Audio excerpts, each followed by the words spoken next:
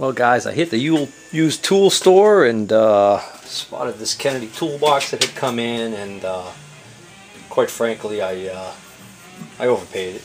I overpaid for it.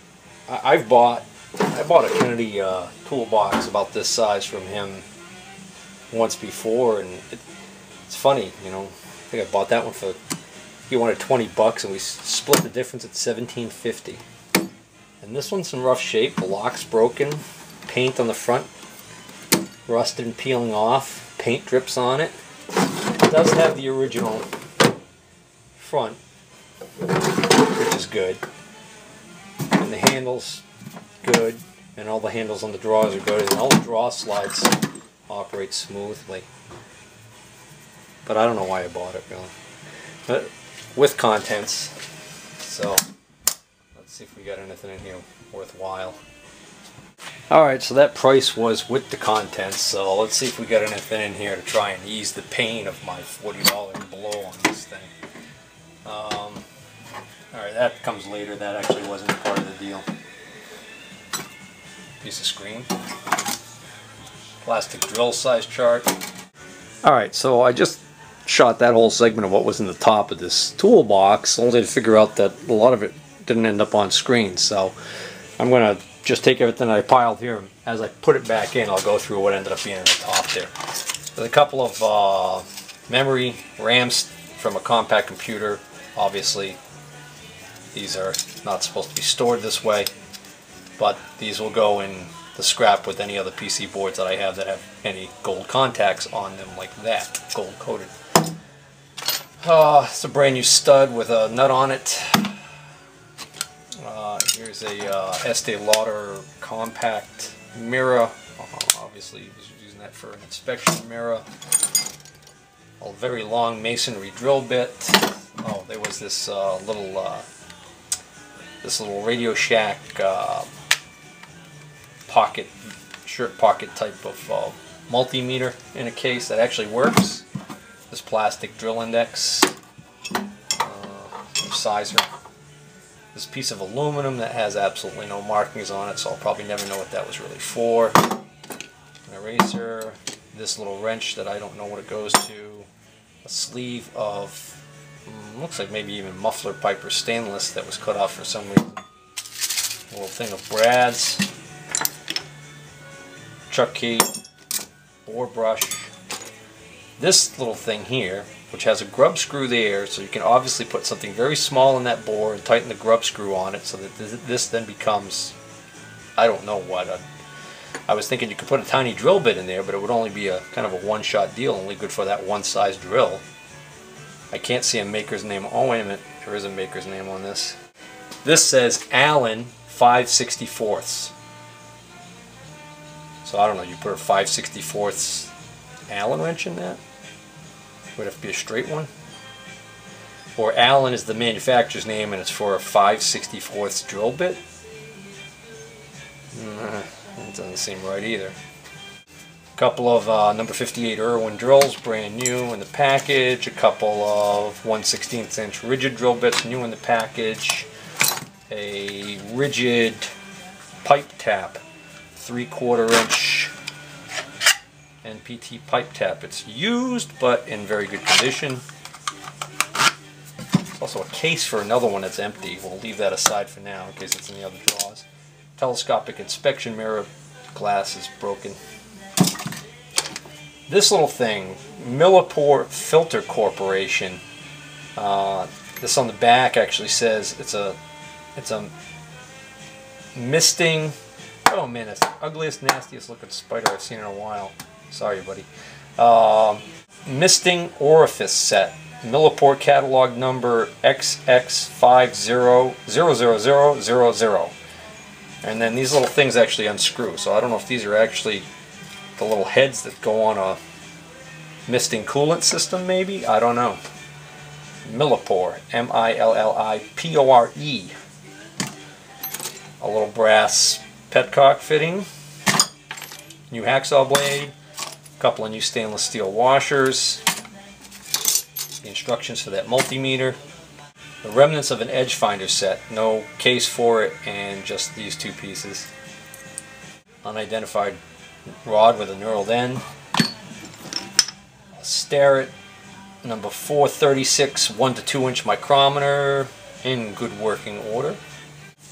A nice drill driver extension for 1/4 inch, and I like it because it's got this locking end here, so when you insert this, this can't fall out on you until you pull this back. So that's kind of nice. Spark plug gapping tool and gauge. And not quite complete hole gauge set. Starrett. I've got 4 there. I don't know how many should be in there. Also these snap gauges. LS Starrett 3, again, not a complete set.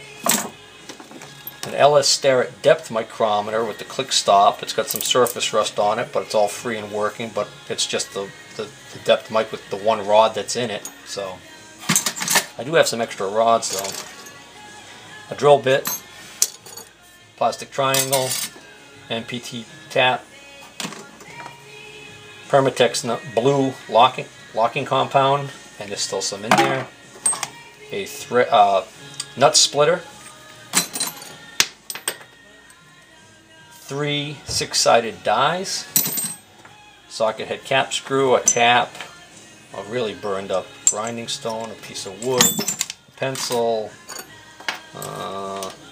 drill driver adapter to drive 1/4 inch sockets with your drill, pack of rail grease number 83A4, obviously for something very special, a little like multi-sided file or rasp deal, a little hand driver for 1/4 inch, which also has the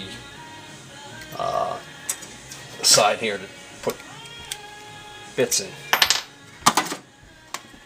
An electronic level that doesn't sound very healthy because the batteries are probably almost completely dead, and the batteries, takes 2 of them, are probably going to cost more than what the level's worth. Eyeglass screwdriver, a good old manual tire pressure gauge. Actually glad I got this because I like the digital ones, but the problem is the batteries go dead in them, and then when you go to buy a new battery, you pretty much on like 75% of the price of the replacement gauge.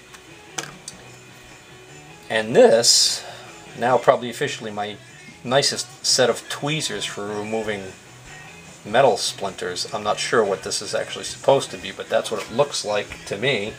It's got a curved, very pointy, sharp tip to it, and it's got a little thumb wheel so you can tighten down and actually clamp onto what you're trying to pull out. So that is going to go with the rest of my tweezers for removing splinters. So that's the top of the, that's the top. Next draw down, another Starrett punch. Cool. Crayon, let's see.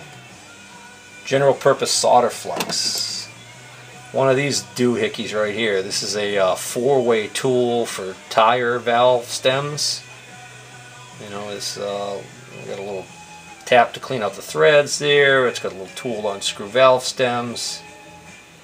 I actually don't know what this side of the tool's for. Not going to worry about it. There's actually some valves in here. Little socket for your cordless drill. Some kind of a little punch for setting something. This might actually be part of a set for, maybe this is part of a set. Oh, wait a minute. No, that's a, it's like when I tapped it, why does it feel that way? It's an edge finder. Edge finder for a milling machine. That's a Starrett 827A edge finder. One of these, I believe this is probably a halogen bulb, and the funny thing is that these go in those work lights that get super hot and are super bright, and if you ever burn one of these out in the light, again, when you go to buy the bulb, you realize that you're so close to the new shop light when it's on sale. So I've actually got one of these lights around here that has a bad bulb in it. So a couple of packs of fuses, a few stones that look like they've really been well worn. Wow, look at that one. Maybe sharpening a knife on that or something. Another pack of this rail grease, and then just some razor blades. Next draw down, a nice big tap, small tap, automotive fuses, some of these stones, a small smattering of high-speed steel lathe bits, tiny drill bit, hunk of steel. That's just a piece of stock. And then this little indicator holder. It's a starret that's been ground down severely so it would fit somewhere. Right side, top drawer. Ooh, thread locker red. Ah, that's the serious stuff. You need heat to break that afterwards. Small tap wrench. Looks like a cheap made in China one. Another one of these four-way tools. Guy had one of those high-powered nail driver things there that use these little 22 blanks cartridges. Some nice large washers, a couple more high-speed steel bits, another thread locker blue Permatex. It's also got some in it. That's good. You know, you go to the auto parts store to buy some of these, they're, you know, $5, $6 a tube. And then on this side of the drawer, because it's got a partition, are all of these, which I'm wondering, are these parallels or are these stock for? Oh, these are way too. These are parallels. Completely no, they're not unmarked. They are marked on the end. Let me see who makes these. These are 5/8 inch Taft Pierce parallels. They're marked Woon RI, which I happen to know means Woonsocket, Rhode Island. Taft Pierce 5/8 inch parallels, and they're perfect. I'm going to put those with my other ones. As are these. These are Taft Pierce. These are 7/8 by 7/16. And these are also Taft Pierce. These are 1/2 inch by 1/4. So we got these nice parallels. That's helping a little bit. I'm just gonna take these washers and put them away now. And the last thing in this drawer is another one of these little indicator holders. You clamp in the tool post, and this one is ground up like the other one, but it's unmarked. Next drawer down on that side, virtually empty. 2 high-speed steel bits, another chisel. Oh, 1, 2. Oh, that's nice. 3 needles for filling basketballs and footballs. If you've got kids, you're always losing those. A very small, straight fluted reamer. A couple of miscellaneous screwdriver bits. Oh wait, what's this? Hunk of aluminum that's been... No, what is that? It's hollow. Oh, that was made that way. It's only hollow to here. This is something that was made, shop-made tool of some type. But because it's solid from here back, it can still be a little piece of aluminum stock for me. Last of the small drawers, piece of all thread, boring bar, very small, tip on that one, center drill, high-speed steel, several of these suckers here, which are, I found some of these before. These are the little bit things that have the hole through them. What the heck those are? They're marked 90 degree, weld on, USA, W-E-L-D-O-N. In other words, it's kind of like a small version of whatever this little cutter is right here. Got the hole going through it. Small little boring head. Looks like 2, 4, 6, 8, 10, about a dozen or so various size small double-ended end mills. A tap. Another boring bar, brazed on. Probably carbide bit at the end of that one. Another guy who was doing really small work by the looks of it. Gunsmith maybe? 4 miscellaneous carbide bits and several of these ball bearings. That's the draw I just went through right there, in case anybody's wondering. Alright, 2 draws to go.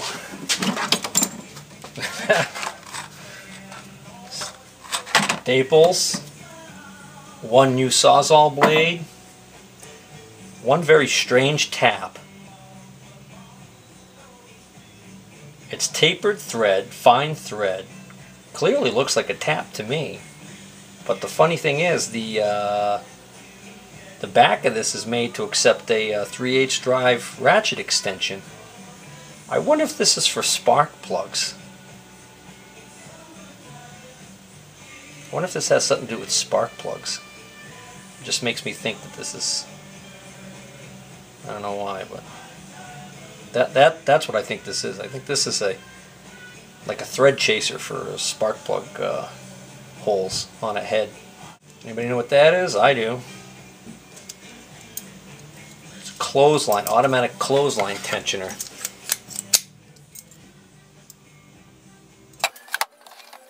It looks like I can work. I'm not going to find another tap to fit in the box because this is the last drawer and it's not in here. Nice drill bit. Oof. Quite the grind job on that sucker. Another punch. Yeah, I like that one. It's square. Kind of feels good in my hand though. Another Starrett punch. Another one of these square ones. Tap, tap, drill bit, drill bit. Another Starrett punch. That's funny. That tiny chuck right there is on this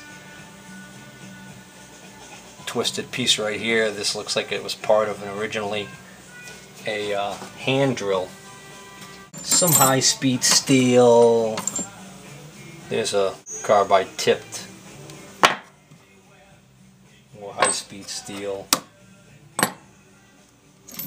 Well, not everything he did was tiny. There's a good size one there. Pin vise, corroded. Still works. Another small tap. Small punch, some really small taps. That's pretty much it. Nothing to get excited about in that drawer. Well, anyways, yeah. Now I feel better about the 40 bucks because I got some usable stuff out of here. Anyways, if I pick this stuff at a flea market, a yard sale, I might like these punches alone. I might go $1 a piece on if they're nice enough. And I'd probably group them together and, you know, and the drill bits and, you know, a few things here and there. Yeah, that'll all add up. Alright, that's the end of this segment. Oh, I totally forgot about one other item I bought that same day that I bought that toolbox at the tool store. I happened to spot around the corner in his little staging area room there. There was a pile of stuff, and on top of the pile of stuff I actually saw a couple of books, and they were actually 2 copies of How to Run a Lathe, the South Bend book that is pretty well known. I've already bought a copy of that, so I wasn't interested in those. But this was there, and I took a quick look at it and quickly realized it's a tachometer, because it says RPM in hundreds. And if you spin it by hand, it actually works. So looks like that's the RPM in hundreds. So I'm assuming that like when it's at 35. Well, okay. I'm not sure what the deal is with the outer scale and the inner scale there. 3,500 RPM. The only manufacturer name I could find on it is on the right there. What you see is the big SW. Now, we did have Stephen Walden's Tool Works here in the city, but I don't think that's it. So, not sure who makes this, and not sure what it's missing. Like, I'm sure it probably originally came in a kit that had other things that went with it. And it's got a little rubber thingy here, so you know, if I did find something I could stick that on, I wonder if I could stick that on the end of the shaft on the motor on the lathe. Alright, this ought to be a good one. So here's what I'm thinking I'm going to try and do. I'm going to try and keep this in this dimple in the thing here and see if we can't get a reading off of this.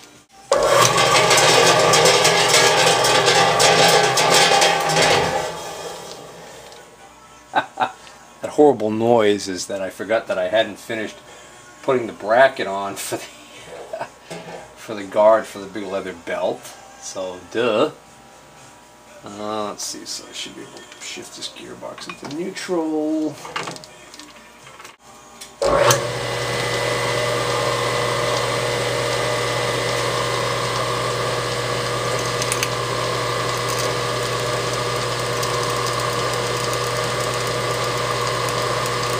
It works. Alright, so that's oh, I just realized what the two gauges are for. Forward and reverse. So depending on the rotation. So what I was just looking at there was just over 15, I believe.